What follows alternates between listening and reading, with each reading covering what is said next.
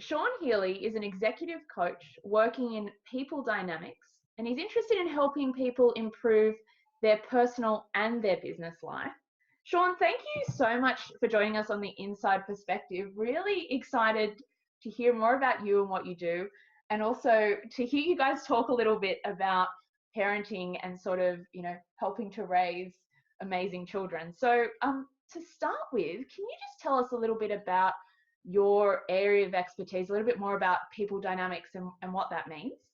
Sure. So thanks, Lauren. Thanks, Elizabeth. Really appreciate being invited on and looking forward to the conversation. I guess, my interest stems from all my life. I've wanted to connect with people. I've had certain goals and dreams, and certainly in the early stages of my life, I would consider that I failed miserably at that kind of process. So I got in with a bad crowd. I had low self-esteem, which I soothed with alcohol, and I was watching other people get along really well in life and achieve their dreams and create success and have good relationships.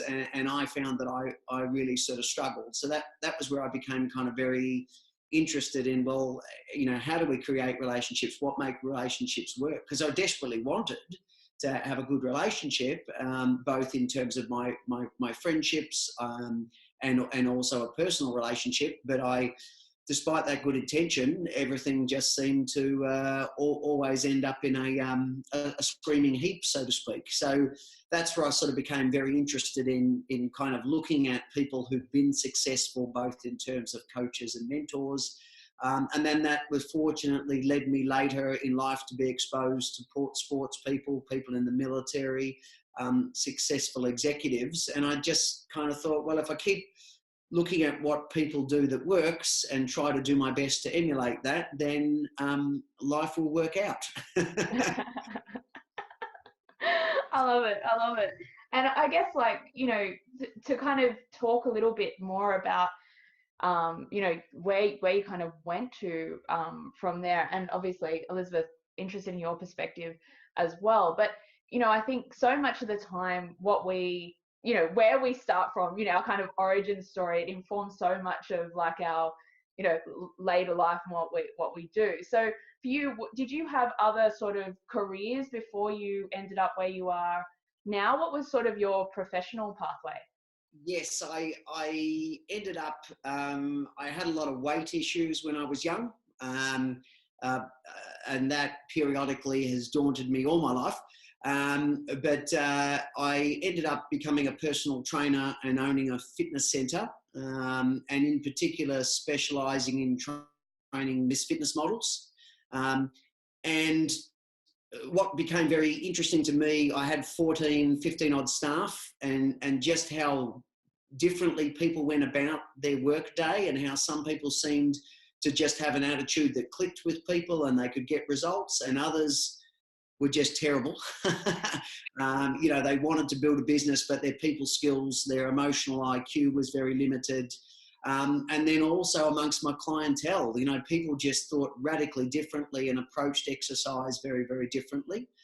And my idea, coming from being someone extremely overweight and wanting to help people with their self-esteem, what I tended to find, and I think it's a generalization, I certainly wouldn't say this about everybody, but it seemed to be that there was a kind of a swing when body fat percentages got down below 10%, ironically, people's self-esteem actually suffered. I found that people became more and more fragile in their self-esteem and more fixated on the kind of external attention they were getting. And that led to some very extreme behaviors. And I was exactly the same.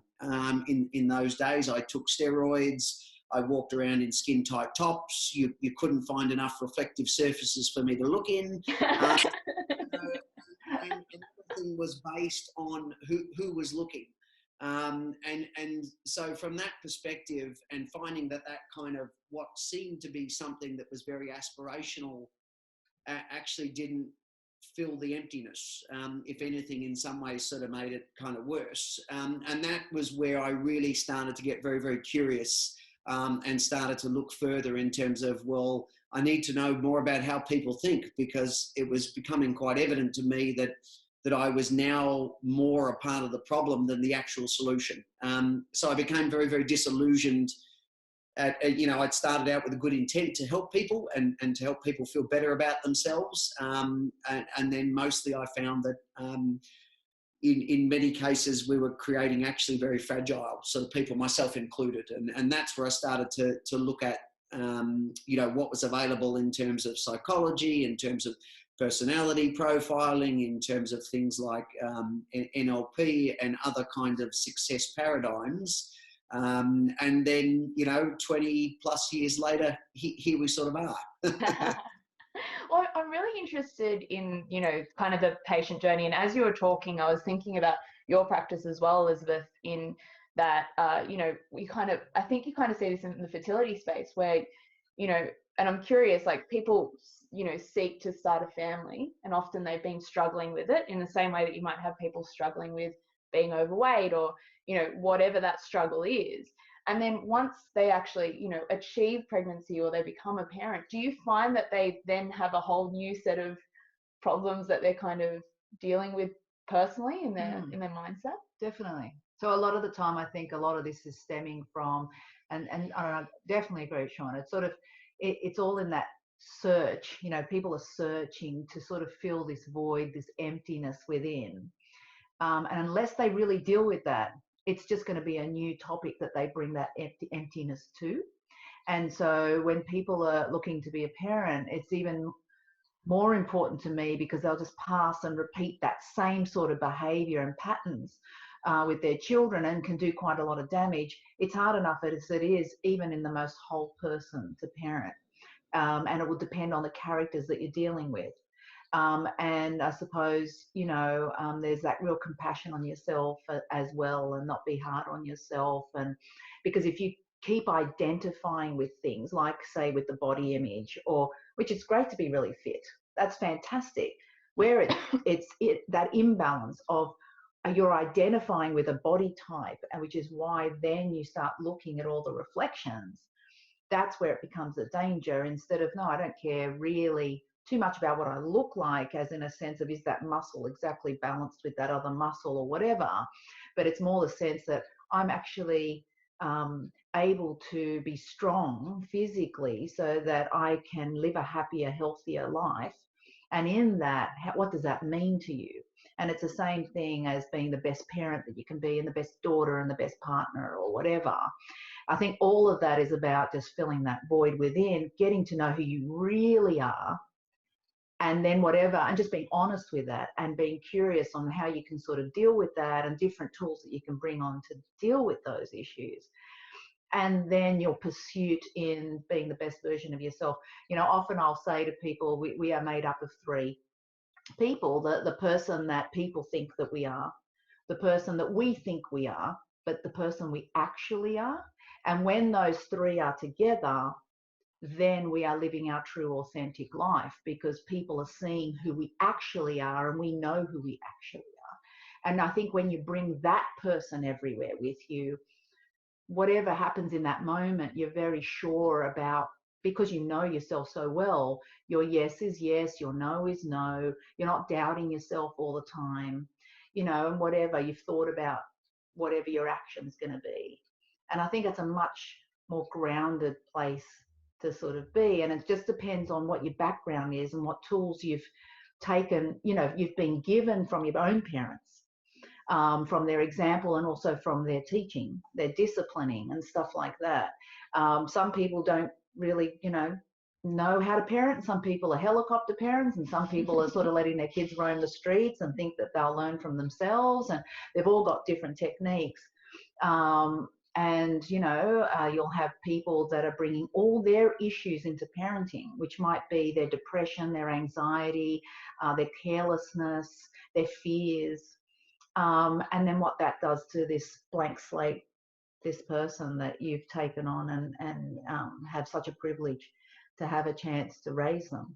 So I think it's more about a balanced way of thinking, but how do you achieve that? One person might need a lot of, handheld sort of, care. and some person could hear a really inspirational speech and like goes off and, you know, really goes with it. It's an interesting, because you're dealing with all the individuals. Have you found that yourself, Sean? Yeah, absolutely. I very much resonate with saying in the sense that, you know, and the thing that I'd sort of add that sits in line with that is, you know, when parents aren't seeing the child, for example, you know, one client, now the guy turned out fine. He's the CEO of a very well-known Australian corporation, so I won't use the name. But his childhood consisted of very few boundaries, and even at 12 and 13 years of age, he would come home at 4 o'clock in the morning and nobody would bat an eyelid. And he is so desperate to not give that child that life to his, in particular his son, that he has swung completely in the polarity and is stunningly rigid and controlling. And it's kind of like, well, your son is not you, and did you really turn out that badly? You're a good guy and you're successful. But when we're seeing through the lens of our past and we're parenting through our unresolved childhood dilemmas, we really aren't, as you say, we're not there with the authentic person. We're not there with the authentic child and giving them what they need, rather than trying to parent from a overcompensation from my unresolved childhood wounding. Yeah. Yeah, it's kind of like I just was thinking as you were saying that, you know, like parenting from what, you know, from your childhood, like, is that something that, and I mean, I'm very naive, like I'm not a parent, but I'm thinking about people who might be listening to this who either want to be parents or are, you know, new parents. You know, what are some of the practical, like you both mentioned tools, what are some of the practical things that people can do, that parents can do, to make sure that they're not parenting from that place, they're not parenting from the past? Maybe, Sean, do you want to answer? Yeah, sure. I think, you know, probably to just add in the extra layer of complexity that the parenting generation faces, this present parenting generation faces, that we've never had before in our species. You know, traditionally there's been a fairly linear line of hand down of wisdom. You know, we are exposed to a very small group of people for a fair continuum before the rest of the world got their hands on us. You know, mum, dad, grandparents, dada. The problem that we have now that's changed the game completely is, of course, the internet. So my tribe, you know, I'm exposed to global influences from a very, very young age.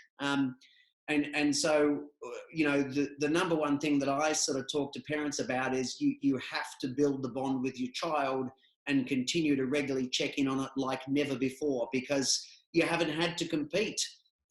Because you know, a child has a limited attachment style, and it can be very all or nothing. That's where you see a toddler will grab onto mum and dad, and even if an uncle or auntie comes, they go, no, you know. And again, that's just a biological process. You know, the child is just doing, you know, that's a developmental stage. That's not even in the child's conscious control.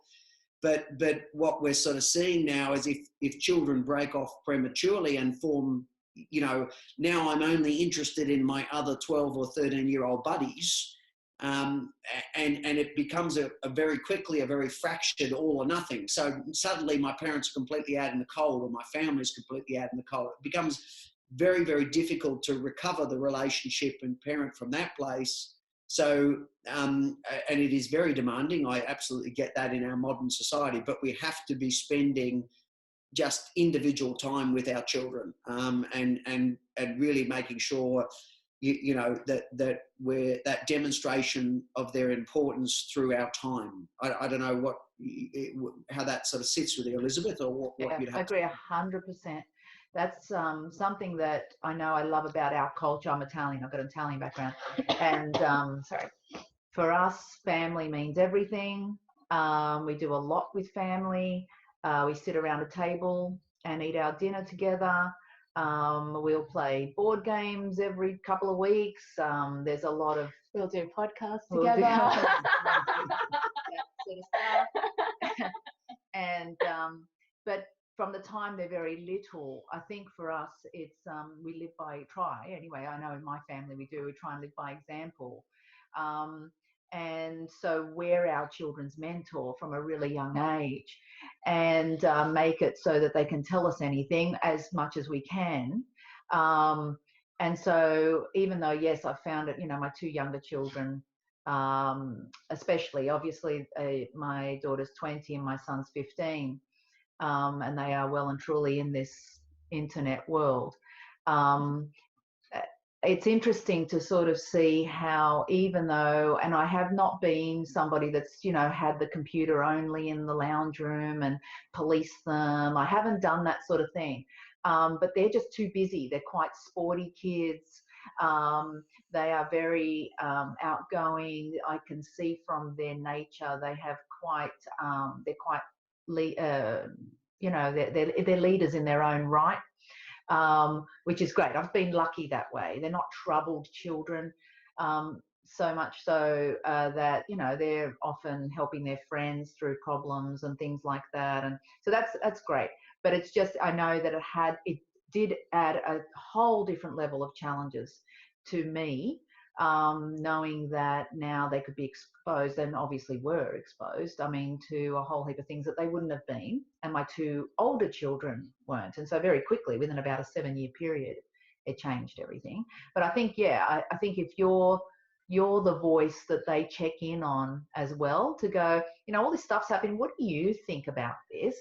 Because they care about what you say, because you're not a person that just jumps down their throat and belittles them for asking a question. I've often said to the kids, curiosity, you can tell me whatever you want. In the end, it's just you being exposed to things and trying to work things out. And that's just all about, the more you can be exposed to as far as, mean people, happy, you don't want to be sheltered, so that then you go into an adult life and you can't cope. You're trying to build resilience in your children, but it's just more as they're little. If you can help them, watch them sort of really struggle through things and just give them a little hand here and there, then they know you've always been there. And as time goes on and they're exposed to all this stuff, hopefully they check in on you and tell you about something shocking they saw on the internet or some story. And wherever you can see a little lesson, that's what I've always done anyway. Even in movies or news or whatever, we've had a bit of a chat how they feel about something and how do they think the other person would feel in this situation. I've tried to, the tools that I have focused on more than anything is empathy and resilience, and honoring themselves, not just doing whatever somebody else does, but just being really true to themselves, and that they will continually change with more exposure, and just constantly learn. I hope I learn right up to my deathbed. I want to be learning right to the very end, and just being curious, being the best person that I am. And I think that's what I've tried to sort of do with the kids. I don't know. What do you think, Sean? Same, Yeah, I think so. What it sort of triggers for me, I guess, one of the things that, I don't have my own biological kids, but I was a stepdad for a long, long time. Based off my role model, half my family, my adopted family, is Italian as well. So, saying we've got the giant family that gets together every single Christmas and has from day dot and 3 or 4 generations. I moved away from that for a long, long time in kind of my rebellious early 20s stage, almost resented that, but then it was a real safe place and a continuum to eventually come back to. But I found when I was married, I fell very much into, again, when there's things that we have picked up and we've role modeled from our family system that we weren't so aware of. I'm very different from a personality perspective to my parents, but I can't believe how much I just went on autopilot in my marriage and just focused on being the provider. Yeah. I fell very much into that traditional male role where I worked 70, 75 hours a week. And then I was fixated on the lawn and keeping the leaves out of the pool. And all the time, these beautiful young children were there who just wanted my time and attention. So I speak firsthand from the perspective of I didn't spend enough time in the nurturer role, and I've paid the price. I was not able, the bond wasn't strong enough that once the marriage dissolved, as much as I wanted to keep the children in my life, and I understand grief and people deal with the resolution of these. So I have nothing on that whatsoever, except, you know, the fact that I could have done so much more with these, you know, with the time that I had with these beautiful little people. And I know a lot of men tend to almost fall into a role where they overfunction at work and underfunction at the under the home roof. You know, that's something that we're going to be confronted with in a very significant way pretty soon. I mean, because for a long time, women have been forced into juggling the provider and the nurturer role since pretty much World War II. You know, whereas when women went into the workforce, into the provider role, men never compensated and set the balance back by going into the home and becoming nurturers. But we're getting to a point where that's, you know, that's not tolerable. And we can see that just in, you know, the resolution of marriage these days. You know, 1 in every 2 marriages ends in divorce, and the failure rate's even higher for second relationships. It's something like 60+%, because, you know, we're not satisfied to just sit in the stability or the provider kind of role. You know, and for me, I'm talking a lot to men about you have to reset the balance. You have to come back and embrace your nurturer, and your children want you. You know, a lot of executives I talk to now who've just gone to sleep, so to speak, and gone straight into that provider role. And you ask them, what would you have wanted in your childhood? I would have loved to have spent more time with my dad. Yeah. So I think, you know, we have to be able to kind of, you know, get better at sharing both sides of both the provider and the nurturer element going forward. So, you know, because it's still the case where women will run the house. You know, I was a very, you know, I suppose, helpful kind of husband in the sense that, you know, I did the washing and I did all those things, but I wasn't carrying the mental responsibility for the household. If I didn't know when the kids had parent-teacher interviews, I didn't know we were out of peanut butter. You know, I'm helpful, but I'm still relying on my partner to carry the mental load of the home. You know, so that women are basically the CEO in their professional lives, and then also expected to still take the CEO role in the home. And at some stage, you know, either we reset that balance, or men are going to be in for a huge shock because at some point we are going to find that you know, it tips, and all of a sudden men are going, hang on a minute, 60% of women are CEOs and only 40% of men. You know, it cannot not happen. You know, when I'm looking at kind of the trends, unless men start to adjust, because, you know, we are suffering, we're missing out on our families, and you know, and you see that when people get ill, suddenly we radically reprioritize. You know, I've got to work 70 hours a week, but I find you in hospital and everything drops. And why are we waiting for those moments to really get clear on what it's about? And give me 3 months and I'll be back to what I did before anyway. So I'm not saying it's easy, but I do think that, you know, we have to get better as parents in really genuinely sharing the space. That's what I was going to say, is that genuine, because, you know, in the end, if you're not really working on yourself as a person, you could be horrible to spend time with.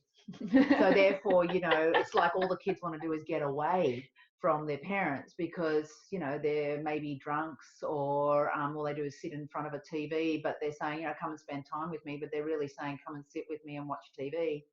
You know, that sort of thing as well, where you might have half an hour with a very wise parent who's really there, very connected, knows exactly what you were telling them yesterday, and you're continuing that story, but you were very present. And that's where I think, you know, I've often told patients, you know, it's that real presence. When you're speaking to your child, look at them in the eyes and be there. Don't think about the washing's got to go on and then I've got to ring this person, because, yeah, you're just present physically. It's more that real presence. You know, my brother was really good at this, where he would take each child out on a walk every week. All the kids would just go, you know, one at a time. And, you know, he was great around the home and things like that, but also just in, look, you know, let's go. I'm just going to go for a walk up the thing. Come and talk to me. Continue that story. I really wanted to hear what happened today. And they're out and about and being inspired by nature and stuff at the same time. But yeah, I just think it's more about, definitely you want your kids to really know you. I remember facing this myself, thinking, if I died tomorrow, could my children say, I really knew mum though? And I thought, well, I can't expect that from them if I don't even know myself. And, you know, I went through a divorce and all that sort of stuff. And all that just was this upheaval within myself. And that's when I thought, I really, more than anything, really want my kids to know me. And it's had to start with me knowing myself. And then all the time that I spent with them after that, and the drives to sports, and, you know, that was my chance. I really loved that, and taking, you know, carpools with the kids and just seeing who their friends were, and, you know, things like that. It takes energy, it takes effort, definitely does. You know, taking the time to go, no, we're eating you don't eat separate in your rooms, we eat together, you know, that sort of stuff, definitely. And so that, you know, your kids can say, yeah, I knew my dad, or I knew my mom, and really feel like, you know, that, you know, that, you know, they know that you know where they're at, and their passions, and, you know, their likes, their dislikes, who their best friend is, you know. And even though my parents, we ate together and everything like that, they were my hardworking migrants who didn't really know what was going on with my education. They sent me to a good school and thought that was their role, but they didn't know what class I was in. They didn't know how well I was doing. None of that sort of stuff. And that's where I thought I wanted my children to know. For me to know that, you know, for you to know that I really value education, and that education gives you quite a lot of freedom. I'm going to be there, excited at every step of the way through that. But again, takes a lot of time and energy, and, you know, self-reflection and that sort of stuff.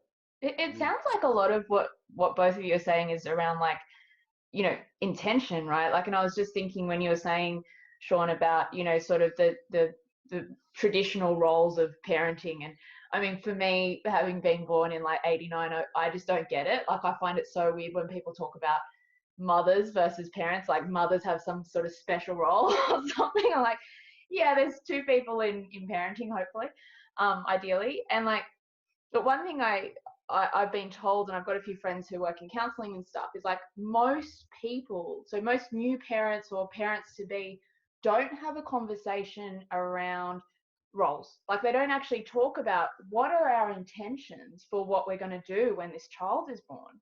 And having that conversation just sounds like such an important piece of actual, like, a lot of people end up shocked. Like, women are going like, hang on, I'm really depressed and I want to get out, and like, now I'm meant to sit here with this baby that I don't know what to do with. Or, you know, it's kind of like this, everything unravels post sort of birth, or something like that. Yeah, I think, you know, sometimes where our priorities and our attention are at is very, very interesting. Like the whole, I've got nothing wrong with planning for a wedding day. No problems at all. But I find it fascinating that we can spend 6 to 12 months on one day. Yeah. When really we should be having some significant conversations about the marriage. Yeah, you know, because that's going to be, at the end of the day, when we're bringing two different cultures, you know, the culture you grew up in and the culture I grew up in. Well, okay, so how does your family express joy? What's your family's view on work? What are your significant celebrations? You know, so that we're often, you know, I like the idea of the family, you know, having a meeting ahead of time, you know, so that we're not figuring out when we're in our most stressed state how to parent and discipline a child, because customarily we're going to over consequence. You know, here's little Jimmy on his iPad, and you've gone, that's the third time I've told you to put the bin out and you're still on your iPad. That's it, no iPad for a week. You know, now, so we take the iPad away. Jimmy reluctantly or not puts the bin out. And in 2 days, I can't hold up the balance of my consequences, and I just give him the iPad back. You know, because I'm kind of in that, I'm parenting in that reactive moment, rather than we've got a strategy ahead of time that we've both mutually agreed upon that goes, okay, if the children aren't doing what we want, and let's say the issue is around the iPad, we just gently and calmly say, you know, life's about consequences. And so, sorry, I've just got something bob up on the screen here that I'll get rid of without losing us, hopefully. There we go. And we're talking about, okay, well, very calmly, this is not punishment so much, but life has consequences. And so we'll take the iPad until you fulfill your responsibility, then you can have the iPad back. Or you know, whatever but we've agreed on those things well in advance. Or at very least, if something, you know, as a couple under stress, we inadvertently pull apart rather than pull together, then we're sitting down with each other and going, what happened? And next time that presents, how do we mitigate that? How do we find a way to come together and demonstrate, you know, a healthy response under stress, because it's so important for kids to model that. Yeah. Really great point. It's kind of, it's funny, a lot of what you guys are talking about as well, it makes me think of business. Like, it makes me think of, well, you know, you can't just run a business reactively. You need a strategy, you need a plan. Yes. And you're so right about the wedding thing as well. Like, I hadn't thought about it like that, but it is funny how people will have, you know, multiple couples will have multiple conversations about, you know, a wedding, and like you say, makes sense, but that's one day. What about the rest of your life? No, it's interesting. Yeah, that reminded me of something we used to do every, as the kids were growing up, every New Year's Day. We would sit around a table and everyone would have a pad out to write down what they wanted, what their resolutions were that year. And didn't matter the age, we'd go around and, you know, one would say, you know, I want to get better at swimming this year, you know. Oh, that's a good idea. And we'd go around, and the next one would say, you know, I want to start piano, or I want to, you know, achieve this level of music, or whatever it was, you know, I want to learn to surf this year, or, and then what we would do is we'd go around and each child and adult would say how they were going to help that other child achieve those goals. And so we'd say, okay, well, I can drive you down to the swimming pool. I can book you into some classes. And one of the siblings might go, well, you know, well, then what I can help you is I can take you to the beach and see, you know, I can bring you along, you know. And that was really good because it made everyone aware what each other's wants were for the year, and then how we could help that other person achieve them. And it was a role from that perspective, and planning, and, you know, or seeing how your year might plan out. And I thought that was just a really sweet way of doing that, but it was all part of planning, and everyone was involved in helping others, not just the parents. That's where for me, I've always wanted the kids, because I was raised that way, where everyone can have a role helping that child, as well as the parents, but it was always under the parents' guidance. And also just in positive parenting as much as you can. So I was more about giving stars and charts, and letting them, you know, see that they had earned stuff. So it was not so much about taking away for me. That was a lot rarer. It was more about going, the consequence is, that's okay. You don't get your reward in 7 days. It might take you 14 days to get your reward. But because they wanted it so much, they would really work really hard to try and get it quicker. So I worked on that sort of with that angle. Yeah. Yeah. You know. So, yeah, I think that, you know, and again, as you say, the structure of kind of praise and reward, you know, we're getting to a degree in our culture where, you know, what we're seeing is people being lauded for innate aspects. My appearance really has nothing to do with me. That's all kind of genetics, and you know, and taking those opportunities to make sure that we're really praising children for the things that are concrete and within their control. I mean, to say to a child, well, you're a really smart kid, or you're a really good kid. Now, I've got enough conceptual references as an adult to make sense of that. And how I make sense of that might be completely different to what you intended. But from a place where I'm, you know, for kids, we're picking those moments, as you say, where they're doing something well, and we're saying, I really liked how you sat there and concentrated for 15 whole minutes. That was fantastic. So that the child's able to go, oh, okay, that's what gets me recognition. That's what, rather than, okay, I have nothing against calling children, oh, aren't you a beautiful little child, you know, or something like that. But if that becomes the go-to, you know, it gets tough later in life if you've traded in solely on your appearance, and all of a sudden you get to, you know, an age where nobody's looking anymore, and you haven't bothered to develop the things that are actually in your control. So I think starting from an early age where we're catching our children doing something right, and you know, goes a long way. So I really like that idea of the kind of more reward-based focus. I think is, and it does sort of sit more with where our culture's going compared to the days when I was raised, and the stuff that was done to us, even growing up in a private all boys school. You know, there's things that people did in front of everybody that you would go to jail for these days. But you know, and when we were telling stories a while back about some of the things that happened, the beatings with objects and things like that, and my parents were very apologetic. We never knew any of that went on. And I said, well, but that to us was just normal. We wouldn't have even known to, you know, to report any of that. And you know, things in terms of the parenting paradigm have changed so much in you know, in terms of really parents have to really spend that time to get them to know their children, and to be able to kind of really, how do I inspire my child rather than drive them from fear, or shame or guilt. Yeah, exactly. So well said. And we're going to have to finish up soon because I'm conscious of the time. So from both of you, any like sort of final parting words on parenting, life in general, whatever you like. You go first, Sean. Okay, I guess I'd go back to one of the central tenets that's kind of been going through this conversation, which is really just find the time to spend quality time with your kids where you can, and don't underestimate. You go, oh, well, I've only got 5 minutes. It's the little things done consistently become big things. You know, if it's a little moment, it's not a little moment to your child.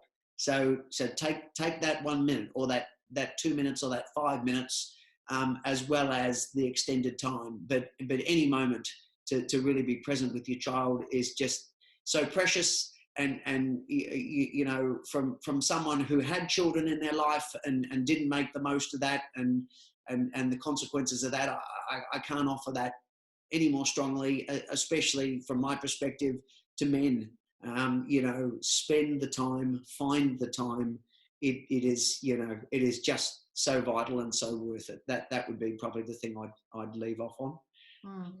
I think with me, something like from a brain development point of view, it's really important, especially in the early teenage years, that we discipline our children, but we learn to discipline them. So that's where it's an art to know how to discipline, because the outcome is what is important. It's not the win, and it's not the overpowering and don't you talk to me like that. It's, you want that child to be able to say no to themselves when it comes, you know, I've got to learn to do what needs to be done instead of just what I want to do right now. You don't want to encourage that hedonistic sort of personality or character disorders. You want them to actually go, actually right now I have to sit down, I have to study, because long term this is going to help me and I'm going to be balanced. I'll be able to say no to my friend now because tomorrow I've got an exam, but hey, how about tomorrow afternoon?